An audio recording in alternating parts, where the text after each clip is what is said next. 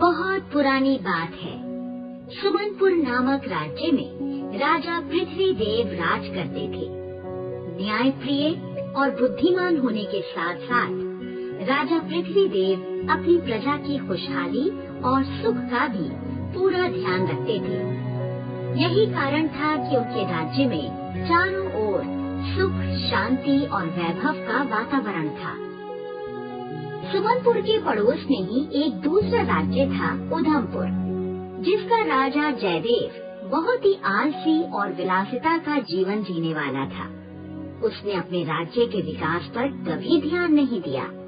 शिक्षा, खेलकूद तथा उद्योगों की प्रगति की ओर वो कभी ध्यान नहीं देता था। जब भी कभी प्रजा के वृद्धजन राजा के यहाँ गुहार लगाते तो उसका एक ही उत्तर होता था, राज्य के कोष में धन का अभाव है। क्या आप नहीं जानते कि हमें पड़ोसी देश सुमनपुर से कितना खतरा है? हमें अपनी सेना को मजबूत करना है। जब हमारे पास हथियार खरीदने के लिए ही पर्याप्त धन नहीं है, तो ऐसे में हम कुछ और क्या कर सकते हैं? जब कभी कोई मंत्री उसे राज्य की प्रगति की सलाह देता, तो वो उसे अपने मंत्रिमंडल से निकालकर कारागार में डलवा देता। जेल में जाने के भय से सभी मंत्रियों ने उसकी हाँ में हाँ मिलाना आरंभ कर दिया और उसे सलाह देना बंद कर दिया। हालत ये हो गई कि शिक्षा तथा अन्य साधनों के अभाव में उधमपुर के युवा तथा अन्य निवासी नशे के आदी हो गए। उद्योग धंधे चौपट हो गए। देश की हालत बुरी से और बुरी हो गई। परंतु इस पर उधमपुर का राजा जयदेव उसके कान पर जूं तक नहीं रेंगी। उसे पड़ोस के सुमनपुर की खुशहाली खटकने लगी। उसका दिमाग दिन रात इसी उधेड़ बुन में रहने लगा कि किसी तरह सुमनपुर का अमन चैन बर्बाद किया जाए।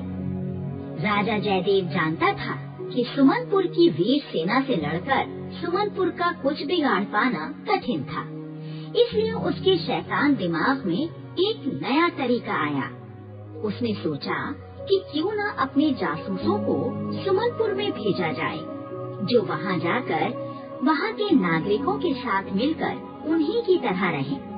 वहाँ जाकर तोड़ फोड़ करें, अशांति फैलाएं, लोगों को राजा के विपरीत भड़काएं, उन्हें बुरी आदतों और नशीली चीजों का गुलाम बनाएं। जैसे ही उधमपुर के राजा जयदेव के दिमाग में ये तरकीब आई, उसने प्रसन्नता से भरकर अपने राज्य के मुख्य जासूस वीर कुमार को बुलवा भेजा। वीर कुमार, हम तुम्हें तुम्हारे जीवन का सबसे महत्वपूर्ण कार्य सौंपने जा रहे हैं। तुम्हें अपने देश के लिए एक अत्यंत महत्वपूर्ण कार्य करना है, जिसमें तुम्हारी जान भी जा सकती है। आप आज्ञा दें महाराज। मैं अपने देश के लिए और अपने कर्तव्य के लिए जान देने में बिल्कुल भी नहीं हिचकूंगा।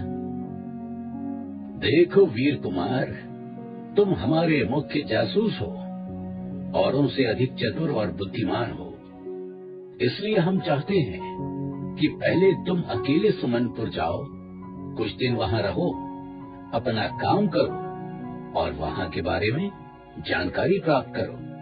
फिर वापस आकर कुछ और लोगों को साथ लेकर जाओ और सुमनपुर को पूरी तरह तबाह कर दो। जो आज्ञा महाराज। मैं आज सूर्यास्त होते ही सीमा पार कर दूंगा और अपना काम शुरू कर दूंगा। ठीक है, अब तुम जा सकते हो। राजकोष से जितनी भी मुद्राओं की तुम्हें आवश्यकता हो ले सकते हो।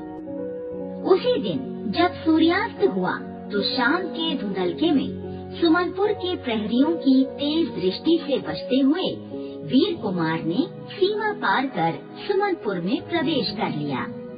उसने अपना भेष एक गरीब पथिक का बना रखा था। उसके विचार में ये भेष सबसे अच्छा था, क्योंकि इस रूप में वो राज्य में इधर से उधर भटकता रह सकता था और जो चाहे जानकारी प्राप्त कर सकता था। साधु का भेष बनाने पर उसे अपना परिचय भी देना पड़ सकता था, तथा सुमनपुर के अन्य साधुओं से शास्त्रार्थ में भी उलझना पड़ सकता था। तब उसकी सारी पोल खुल जाती। सुमनपुर में घुसने के बाद सीमा पार के पास एक गांव में एक मकान का दरवाजा उसने जा खटखटाया। दरवाजा खोलकर एक महिला बाहर निकली। कौन हो भाई? पति को बहन, थका हुआ हूँ और प्यास से बुरा हाल है, थोड़ा पानी मिलेगा? हाँ हाँ, तुम यहाँ बैठो, मैं अभी तुम्हारे लिए पानी लाती हूँ। थोड़ी देर बाद जब वो बाहर आई तो उसके एक हाथ में पानी का लोटा और दूसरे हाथ में लड्डुओं की तश्तरी थी। लो भाई, पहले कुछ खा लो, फिर पानी पीना। खाली पेट पानी पीना ठीक नहीं। ये कहकर महिला ने उसके आगे लड्डुओं की तश्तरी और पानी का लोटा रख दिया। धन्यवाद बहन, बहुत बहुत धन्यवाद। कहकर वीर कुमार लड्डू खाने लगा। खाते खाते वो सोचने लगा, यहाँ के लोग कितने भले हैं, कितने शरीफ और सीधे साधे।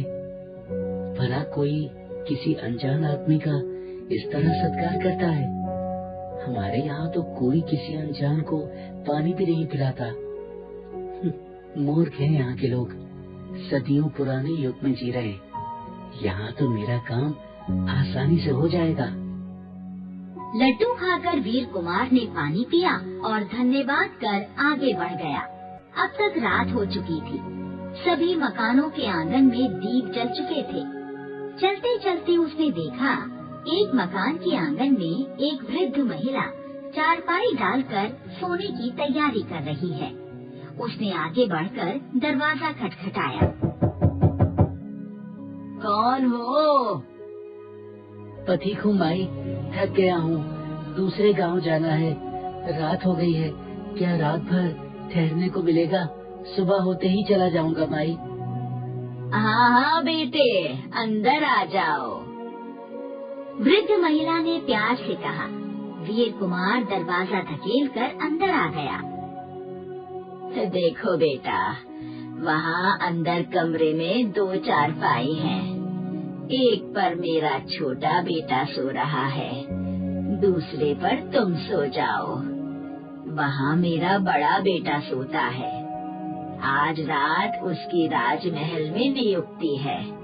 अब वो सैनिक है ना। अच्छा माई। वीर कुमार अंदर कमरे में चला गया।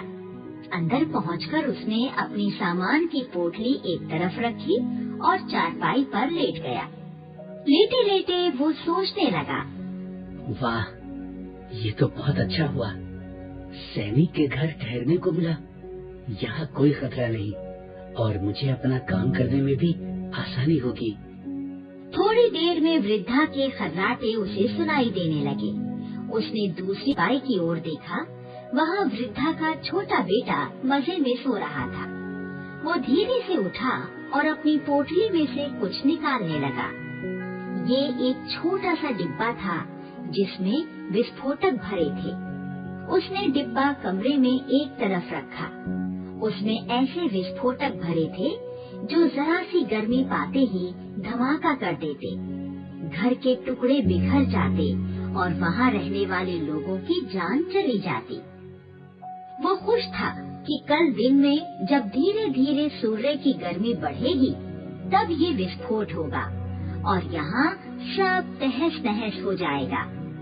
सैनिक के घर में विस्फोट होने से सैनिकों में भय बढ़ेगा, उनका मनोबल गिरेगा और राज्य में अशांति फैलेगी।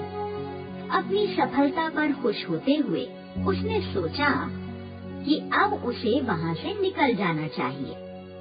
प्रातःकाल उसके सैनिक बेटे से भेंट होने पर उसकी पोल खुल सकती है।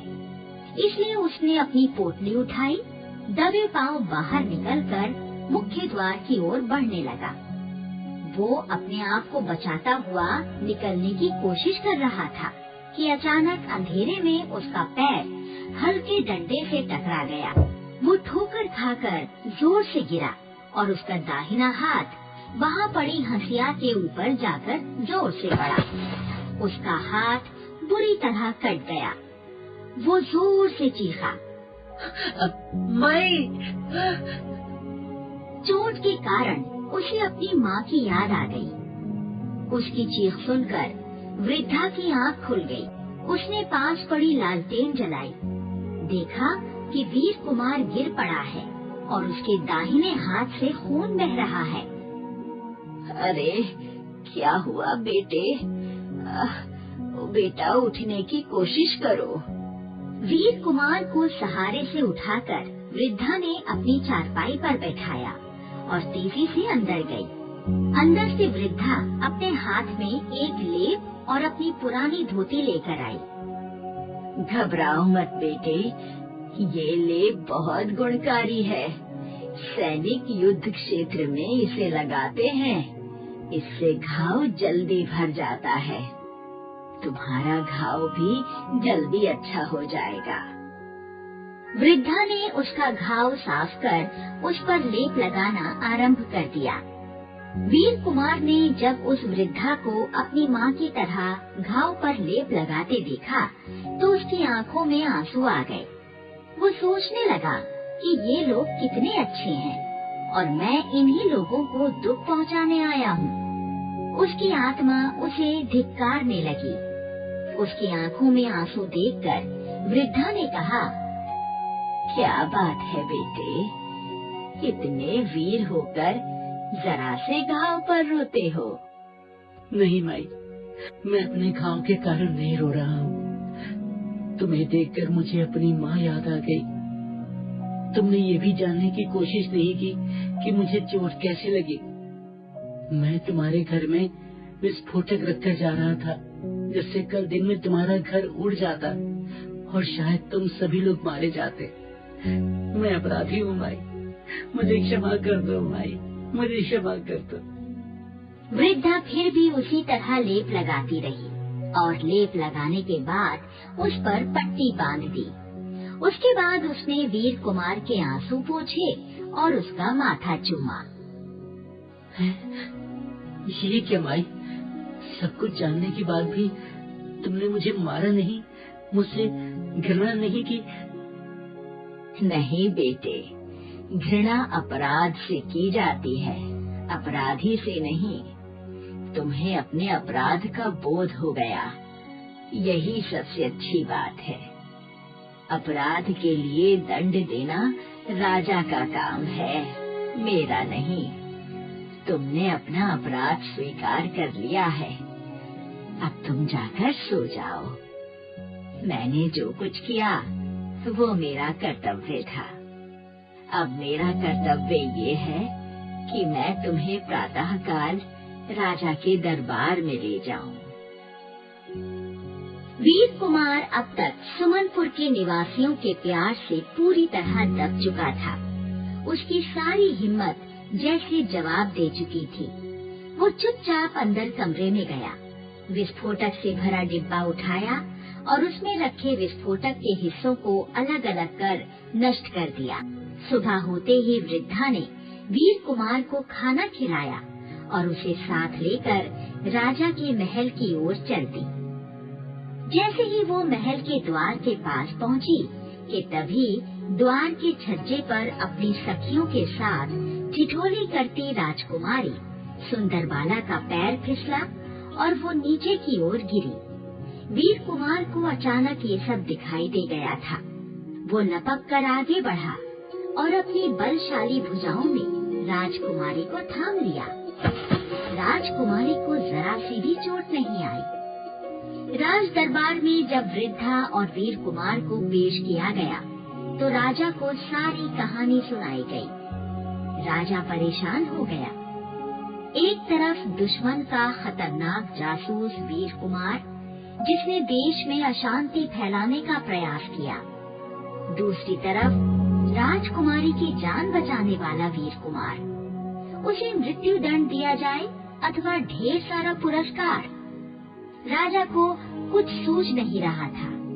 उसने वीर कुमार से पूछा, तुम स्वयं ही फैसला करो, तुम्हारे साथ क्या किया जाए। मृत्यु दंड तो हम तुम्हें दे नहीं सकते। महाराज, मुझे अपनी गलती का एहसास हो गया है। मैं प्रायश्चित करना चाहता हूँ।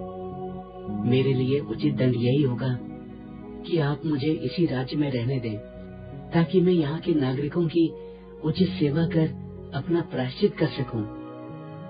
राजा उसकी नम्रता पर प्रसन्न होकर मुस्कुरा पड़े। उन्होंने वीर कुमार को समझाते हुए कहा, देखो युवक, तुम्हारा सबसे बड़ा प्रायश्चित यही होगा कि तुम अपने देश के प्रति अपने कर्तव्य का निर्वाह करो।